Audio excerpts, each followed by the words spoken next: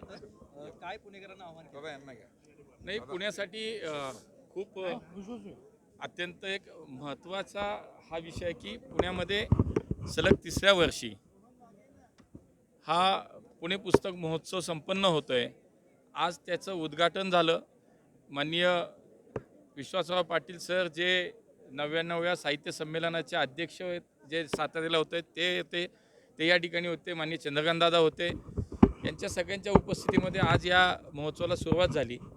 सलग तिसरं वर्ष आहे आणि विशेष कौतुक आहे, विशेष अभिनंदन केलं पाहिजे राजेश पांडे आणि मिलिंद मराठे आणि त्यांच्या सगळ्या टीमचं की पुण्याच्या वैभवामध्ये, पुणे हे विद्येचं माहेरघर आहे, पुणे ही सांस्कृतिक राजधानी आहे राज्याची, पुणे हे खरं तर आंतरराष्ट्रीय नकाशावरती एक वेगळं शहर, एक स्वतःचं एक वेगळं ठसा उमटवलेलं शहर म्हणून आज पुण्याची खरं तर नाव आहे, ख्याती आहे.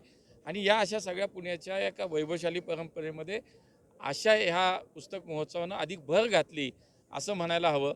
आज इथं आपण जर पाहिलं तर जवळजवळ 800 स्टॉल्स आहेत. देशातील सर्व भाषांची पुस्तकं इथं उपलब्ध आहेत. विदेशातील काही भाषांची पुस्तकं आहेत. मागच्या 2 वर्षात पाहिलं अनेक जागतिक विश्वविक्रम या ठिकाणी या संयोजन समितीच्या माध्यमातून या बुक फेस्टिवलमध्ये झाले.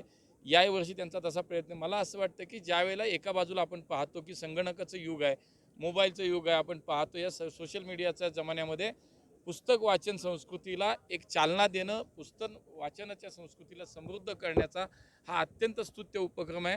मी या सगळ्या आमच्या मंडळींचं मनापासून अभिनंदन करतो.